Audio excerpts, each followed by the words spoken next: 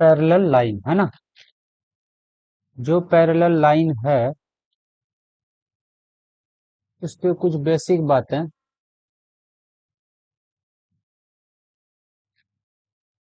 उससे बेसिक बातें ये हैं, अगर दो लाइन पैरेलल रहेगा, if two lines are parallel, यहाँ पे आपके लिए दो पैरेलल लाइन हम ड्रॉ कर रहे हैं। एक ये वाला लाइन है और एक ये वाला लाइन है। सपोज इसका नाम कुछ दे दिए, एक का नाम है एम और एक का नाम है एन। यहाँ पे क्वेश्चन में गिवन है लाइन एम जो है वो एन के पैरेलल है, line M parallel to line N, ये दिया हुआ है। जब ऐसा दिया रहे तो यहाँ पे जो कुछ एंगल्स बनता है, जैसे अल्टरनेट इंटीरियर एंगल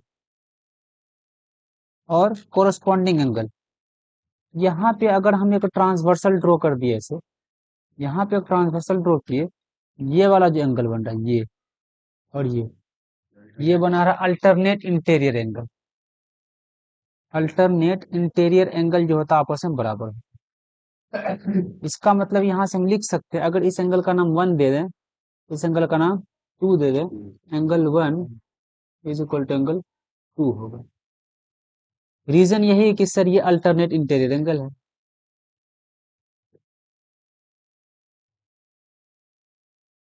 ठीक है, दूसरा पेयर अगर एक इधर ले लेते हैं 3, इधर लेना पड़ेगा 4, angle 3 is equal to angle 4।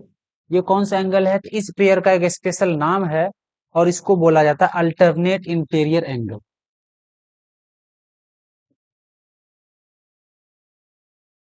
Alternate interior angle. एक और एंगल था, उसका नाम था को इंटीरियर एंगल। को इंटीरियर एंगल्स।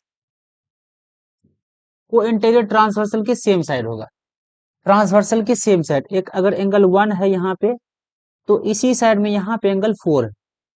एंगल 1 और 4 एक पेयर बना था, उस पेयर को बोला जाता को इंटीरियर एंगल। और इसका ये रिलेशन है कि एंगल 1 प्लस एंगल 4 ये मिला के 180 बनाता है। एक और अल्टरनेट इंटीरियर का सॉरी को इंटीरियर का पेयर इस वाले साइड में बन रहा है, 3 और एंगल 2 बना रहा है। एंगल 3 प्लस एंगल 2 ये भी को इंटीरियर है, तो इसका भी सम 180 होगा। एक और एंगल हम लोग सीखेंगे इसमें, उसका नाम है कोरस्पॉन्डिंग, है ना। तो कोरस्पॉन्डिंग का पेयर अगर लिखेंगे तो कौन कौन से एंगल कोरस्पॉन्डिंग का पेयर बना रहा है?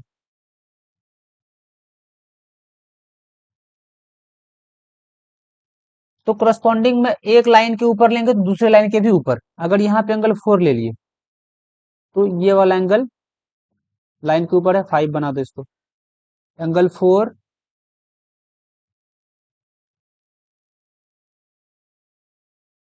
Is equal to angle 5। इस पेयर को बोला जाता है कोरस्पॉन्डिंग। इसी तरह से अगर इस वाले साइड में एंगल 2 ले लो तो इसके जस्ट ऊपर यहाँ पे एंगल 6 बना दो इसको। Angle 2 is equal to angle 6। कौन सा पेयर है? कोरस्पॉन्डिंग। अगर नीचे आ जाए यहाँ पे एंगल 1 तो इस लाइन के भी नीचे आना पड़ेगा।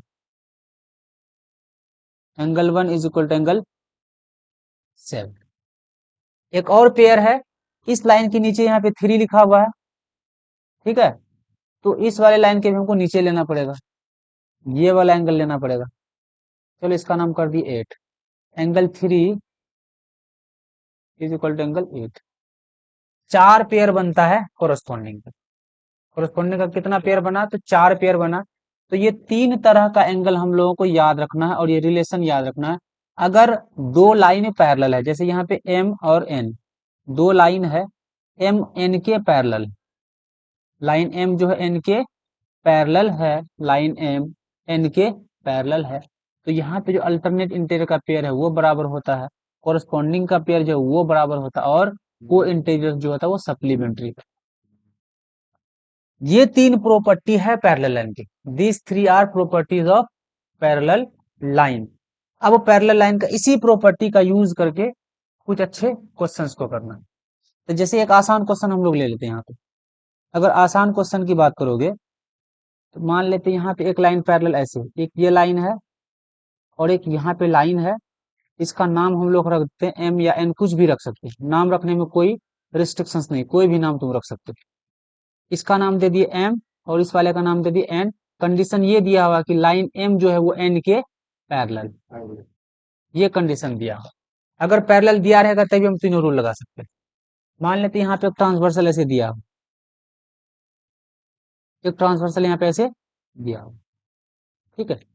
और तुमको यहाँ पे एक और चीज दिया कि ये वाला जो एंगल है, एक एंगल का मेजरमेंट तुमको 50 दिया हुआ, एक एंगल का मेजरमेंट 50 दिया हुआ, बाकी बचा 7 एंगल निकालना।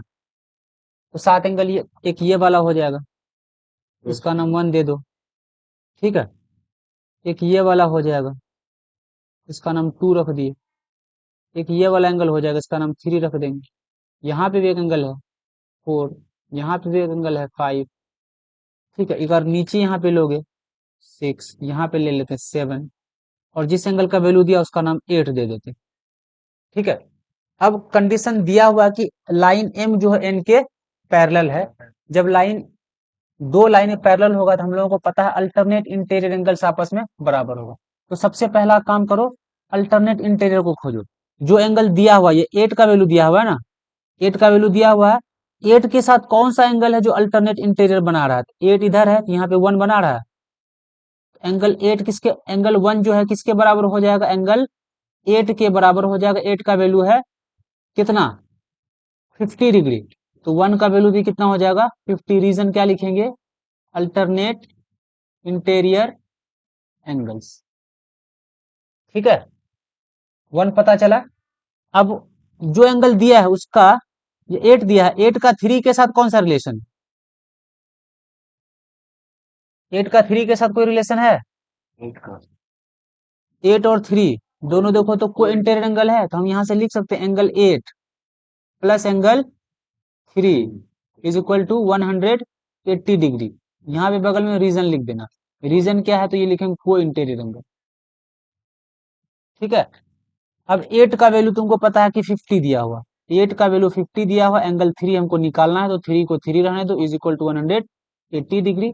ये इधर प्लस में, उस साइड भेजोगे तो माइनस में चला जाएगा, तो यहाँ पे बचेगा angle 3 is equal to 180 degree minus में 50 डिग्री। 180 में से 50 चला जाएगा तो 3 किसके बराबर आया, 130 डिग्री बराबर आ गया, ठीक है। अब 3 का क्या खोजो, अल्टरनेट इंटीरियर खोजो। यहाँ पे अगर 3 है तो ये 2 क्या हो जाएगा, अल्टरनेट इंटीरियर हो जाएगा। यहाँ से हम लोग लिख सकते हैं angle 3 is equal to angle 2 किसके बराबर होगा, ये भी होगा 130 के बराबर। रीजन क्या है, अल्टरनेट इंटीरियर एंगल, ठीक है। अब कोरस्पॉन्डिंग खोज लो, क्या खोज लो, 2 और 6 कोरस्पॉन्डिंग बना रहा है। Angle 2 is equal to angle 6 किसके बराबर है, 2 और 6, एंगल 2 एंगल 6 बराबर, वैल्यू कितना हो जाएगा, 130 हो जाएगा, ठीक है।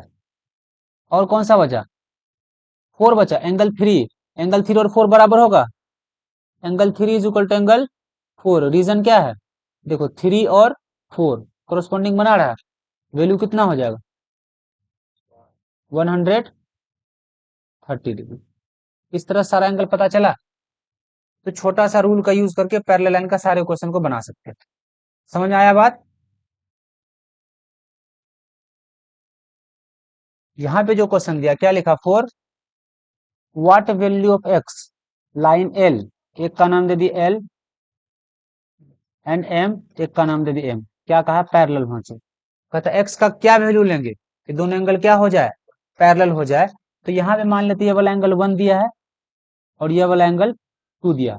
1 और 2 कौन सा पेयर है, 1 और 2 अगर हम लोग देखें तो को इंटीरियर है। यहाँ से लिख सकते हैं angle 1 plus angle 2 is equal to 180 degree, और बगल में रीजन लिख देना को इंटीरियर एंगल। यहां तक क्लियर है। तो अब दोनों का वैल्यू लिख दो। 1 का वैल्यू है 3x माइनस 20 प्लस 2 का वैल्यू है 2x प्लस 10। अगर इन दोनों इक्वेशन से हम लोगों का x का वैल्यू निकल जाए यहां से अगर x का वैल्यू पता चल जाए तो हम लोग का काम बन जाएगा। बनेगा कि नहीं बनेगा? चलो x का वैल्यू निकालो। x वाले को एक साथ करेंगे, 3x यहाँ पे 2x यहाँ पे, दोनों ऐड हो जाएगा तो ये हो जाएगा 5x प्लस ये -20 प्लस 10 मिलके -10 बना लेगा। It is equal to 180 degree. इस -10 को इधर भेजेंगे तो प्लस में आ जाएगा, इधर बचेगा 5x is equal to 180 plus 10, 5x is equal to 190। x का वैल्यू अगर यहां से लिखे हैं हम लोग तो थोड़ा सा सॉल्व करेंगे। 195 इधर मल्टीप्लीकेशन, इधर आ जाएगा डिवीजन। 5 से अगर काटते हैं इसको, ये हो जाएगा 5 3 जा 15 प्लस 4 19, 8 आ जाएगा। x का वैल्यू आ गया, यानी कि x के जगह हम लोग 38 रखेंगे तो l क्या हो जाएगा? l लाइन जो है पैरेलल हो जाएगा m के।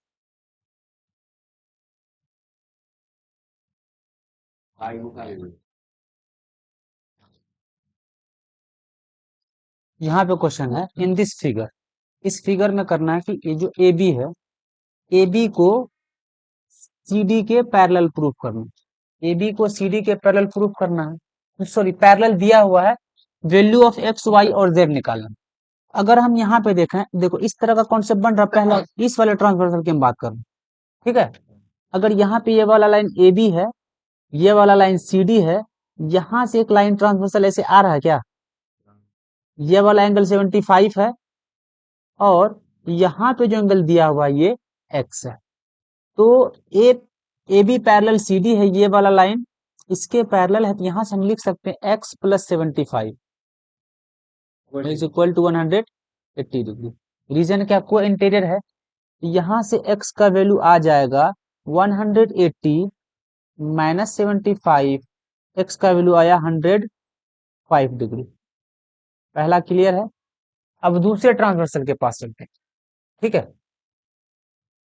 अगर दूसरे ट्रांसवर्सल के पास चला, ऐसे अगर फिगर को बना लिए, ए बी बना दिए और यहाँ पे बना दिए सी डी, ठीक है।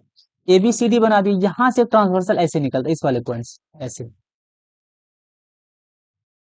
ये एंगल दिया हुआ है 100, कितना दिया है? 125, ठीक है।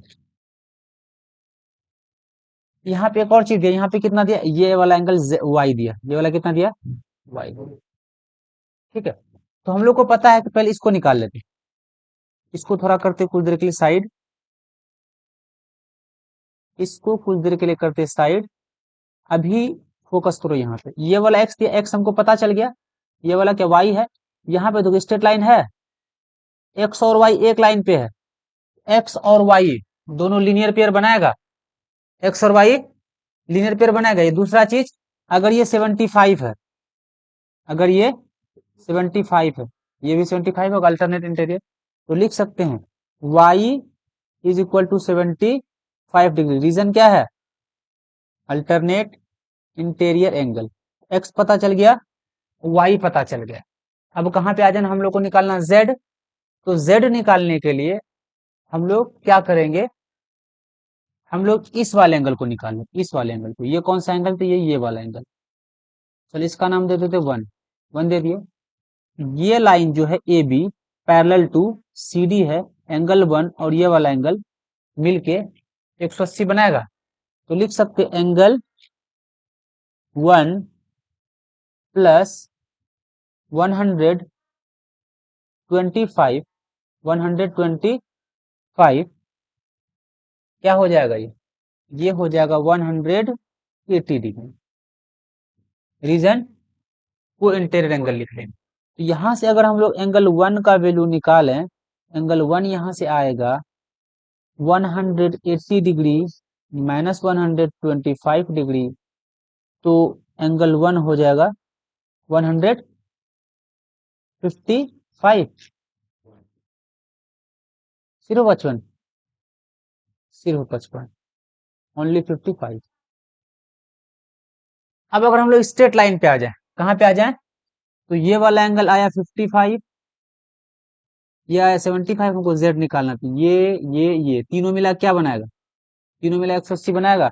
यहाँ से हम लोग लिख सकते हैं जो ई पे तीनों एंगल है, 8 ई कहाँ पे, स्ट्रेट लाइन 8 ई, ई के पास जो तीनों एंगल है, एक एंगल है 75 प्लस एक एंगल है जेड प्लस एक एंगल है 55, यहाँ पे सबका सम हो जाएगा 180। रीजन ये है कि सर स्ट्रेट लाइन पे सारे एंगल है, यहाँ सॉल्व हो जाएगा। तो z का जो वैल्यू निकले, z plus 5 5 10, 7 + 5 12 13 is equal to 180 degree. यहाँ से z का वैल्यू अगर निकालोगे 180 में माइनस करेंगे 130 को, ये वाला वैल्यू आ जाएगा 50 डिग्री। ये क्लियर।